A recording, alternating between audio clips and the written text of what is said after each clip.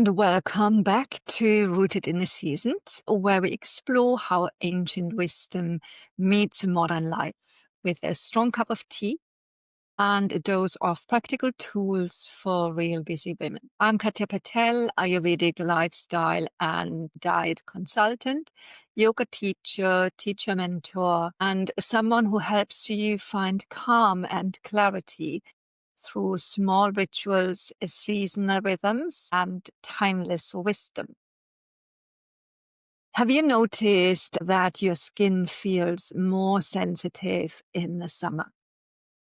Maybe you get rashes or redness or irritation that seem to flare when the heat is on. I've experienced the same, and Ayurveda has really helped me understand why. More importantly, it offers natural ways to keep your skin calm, cool, and radiant during the summer months. So in this episode, we explore why Pitta Dosha plays such a big role in summer skin issues, which food can soothe the skin and which one can make it worse, plus a few yoga, herbal, and lifestyle remedies you can use right away. So let's dive in. In Ayurveda, health is seen through the three doshas, vata, pitta, and kapha. Each of them has certain qualities, and each season tends to aggravate one dosha more than the others. And the summer is pitta time. So pitta is made of fire and water. It's hot, sharp, penetrating, and just a little oily in its qualities. Those fiery qualities are wonderful in balance. They give us drive, sharpness, and a good digestion. But in summer, they can easily tip over. And here's the link to the skin. Ayurveda teaches that the skin is connected to the blood tissues, rasa and rakta dhatu. Both are sensitive to heat because that's their natural quality, at least of rakta dhatu. So when pitta runs high, your skin often shows it first through redness, rashes, eczema, or just general irritation you will have probably experienced being too long in the sun, and the skin becomes red. Your face becomes red.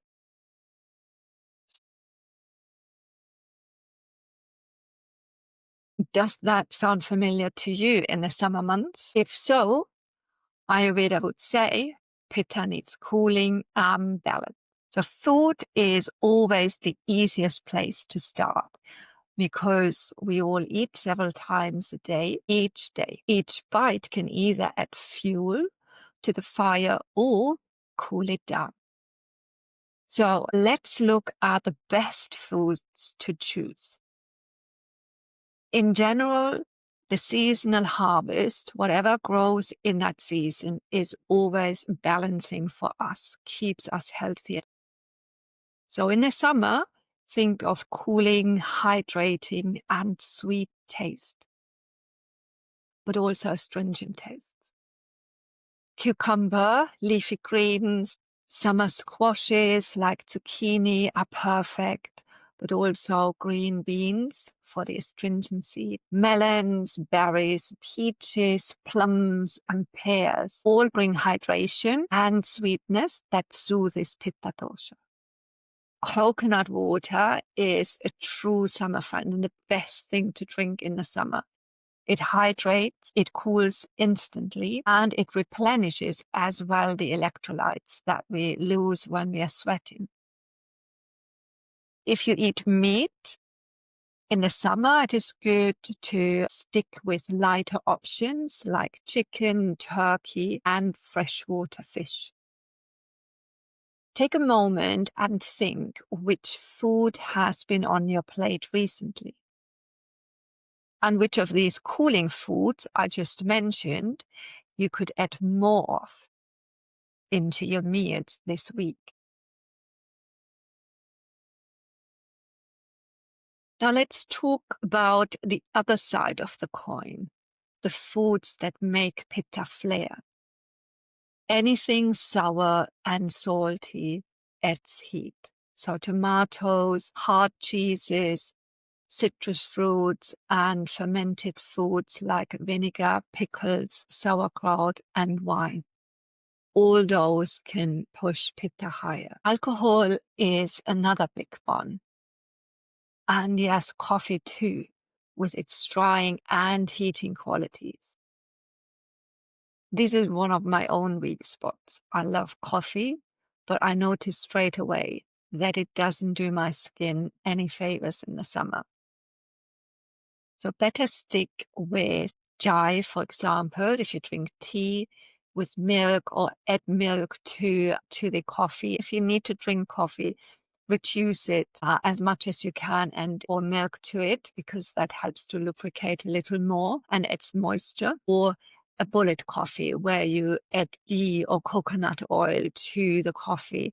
That also adds lubrication and moisture.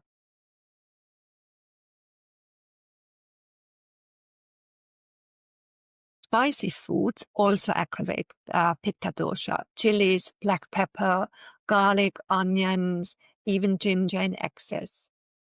All of these add heat. Now, Ayurveda doesn't say never eat these. It's all about proportion. Keep the aggravating taste small, more like condiments, and let the cooling and hydrating foods take center stage. One exception worth mentioning, soft cheeses and mild homemade yogurt are generally fine in moderation, especially when they are fresh. Buttermilk made with 1/3 homemade mild yogurt and 2/3 of water, whisks together with fresh coriander leaves and tempering of ghee, cumin, and coriander seeds, and some curry leaves, is excellent after lunch to cool the system and support the digestion.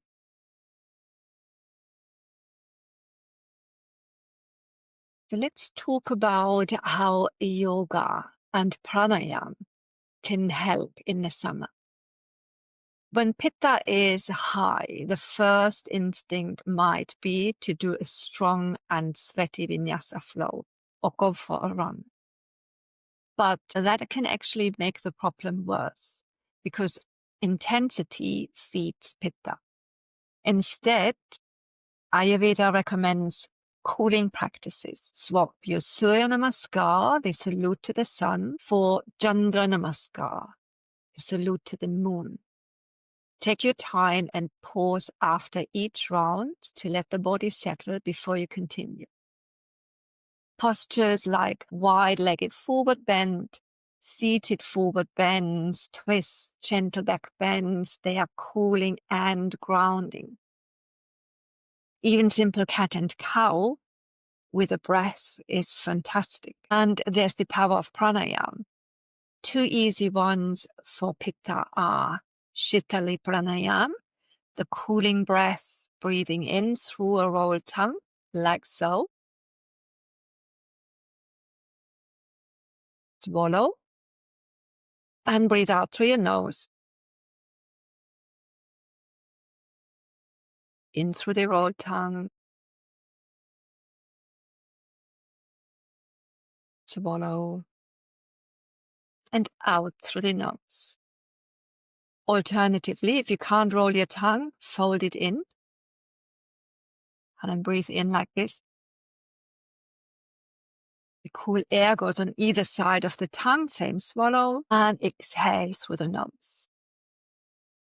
It really cools the brain, and it is also an excellent breathing technique when you feel a bit short-fused.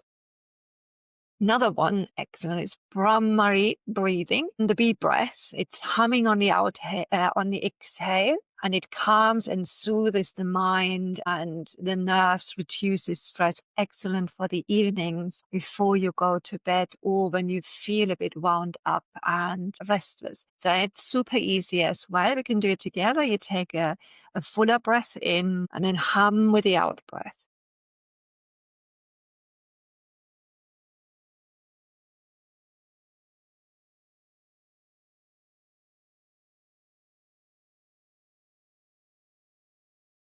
One more. Fuller breath in.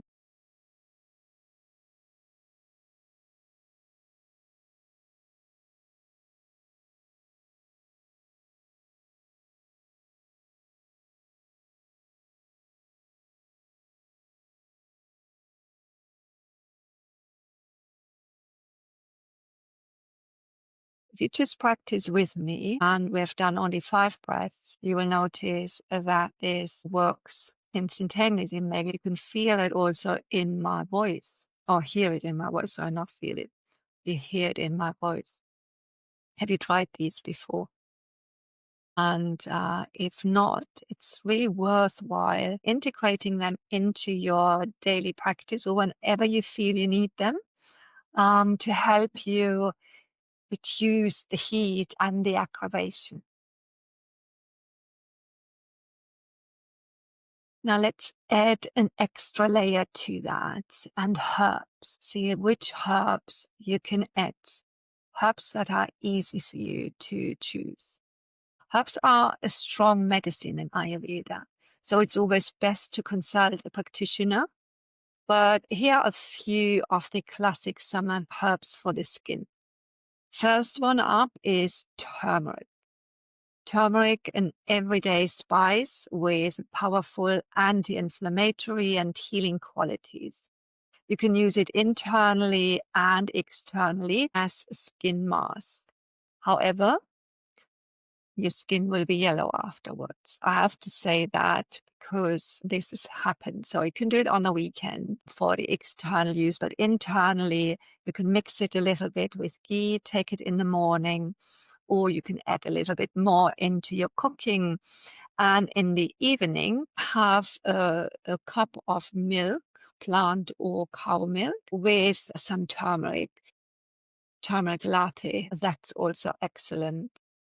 Next one up is aloe vera. Aloe vera is excellent to use externally for burns, irritation, and inflammation. Whenever you have been in the sun for too long and your skin turns slightly red, add either aloe vera gel, or if you have the plant, cut it open and let the gel run over your skin, and it immediately cools and hydrates. The soothes and hydrates were applied to the skin, and the aloe vera juice cools the body from the inside out and is also really good. So my teacher always used to say, if you want to stay healthy, just have 1 teaspoon aloe vera gel every day, and that sorts most things out. So aloe vera and turmeric is what most of us have at home. Then there is another herb, which is also excellent for Pitta, Dosha, Manjishta. And it is a blood purifier that balances Pitta. So earlier we mentioned that the skin gets aggravated, shows up when the blood, the Rakta Dhatu, is aggravated as well, the red blood cell tissues. Blood and the skin, they are Pitta related. So it is excellent for chronic skin issues. And I've had eczemas in the past on my hands, and I have used Manjishta, and it is really great. It absolutely is very helpful. Another one, which is super bitter, is neem, but it is also absolutely effective for heat rashes and eczema as well, as mentioned. Also, Pitta is cleared from the blood by the neem powder, and it supports a clear complexion. And neem can be taken because it is extremely bitter, so you can mix it with either ghee or olive oil. That also takes this bitterness a little away. Or you can mix it in water. Or it is also available as capsules. Then you bypass this bitter taste in your mouth, but it doesn't stay there for long. So it is all good. And they are really super helpful. If you are unsure if they are good for you, then it is best to contact a practitioner or consultant for you to decide if that's the right herb for you. So just hearing those, which one feels most approachable for you right now. So either turmeric, aloe vera, manjishta, or neem. Aloe vera is often the easiest to start off with because many people have the gel at home or have aloe vera juice at home. One more tip. When you drink the aloe vera juice, use the proper, not an aloe vera drink, which contains other ingredients as well. So we talked about how Ayurveda sees the skin in the summer, which food are good for us to eat. That is summer harvest, all the vegetables and all the fruits. And berries are excellent foods to avoid. Everything sour, everything salty, for sure pungent as well. So that's a natural, very spicy a taste. They are definitely to avoid. Be mindful with alcohol and coffee. And then also we looked at the yoga and pranayama practices you can use for the summer, the herbs we just talked about. And now, so finally, let's talk about the lifestyle. Daily abhyang, oil massages with cooling oils like coconut oil, kumari, which includes aloe vera. Aloe vera is called kumari in Sanskrit. Jasmine or sandalwood can calm both the skin and the mind. And although these oils are cooling, but when you apply them to your body, they should be lightly warmed up. So when they touch the skin, then they feel soft and comfortable and have sort of the same temperature. So the pores stay open. And this may sound obvious, but worth mentioning is stay out of the sun during the middle of the day. This is when Pitta is at its peak.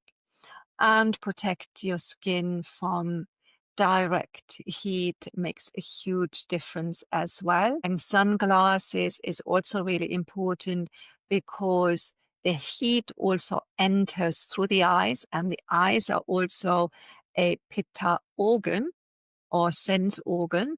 Also that helps being cooler. It's not directly for the skin, but for the overall cooling effect of the body and the nervous system.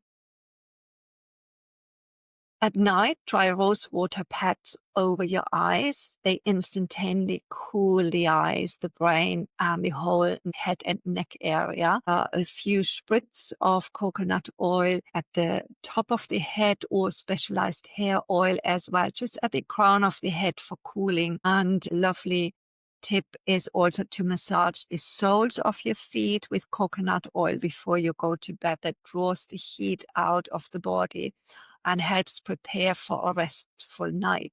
So these two are one that I do every day. Rose water pads, little bit of, I use Brahmi oil, which is, the Brahmi is a very good herb for the nervous system and the brain. Top of the head in the evening, and the massaging the foot soles with coconut oil to get the heat out overnight, and then your sleep is just so much better. When you pair this with some calming breathing techniques, what we did earlier, the Brahmari breathing, for example, the humming breath, some journaling, and an early bedtime, ideally before 10 p.m. or just after, And you'll notice the whole system is feeling much more balanced. So to recap, summer skin issues are often a sign of Pitta running too hot. The best remedies are simply eating cooling food, avoid fiery ones, practice gentler yoga and cooling pranayama, use herbs like aloe and turmeric, and keep up with soothe soothing self-care rituals. Remember, in Ayurveda, the skin is a reflection of your inner balance. All Pitta on the inside will also show on the outside. Extremely important. Before you go, if you'd like more ways to calm not just your skin, but the whole system, my free guide, 5 Ayurvedic shifts to feel less overwhelmed in a week, is a great place to start. You'll find the link in the show notes. So thank you so much for listening to Rooted in the Seasons. If you'd like to read it again, find the link for the full blog post in the show notes as well. And if you want to go deeper into Ayurveda and seasonal living, check out my course, Stress Less, Live More, which starts in September, and you can join the waitlist now. Until next time, stay cool, stay balanced, and take care of your beautiful skin. Bye-bye.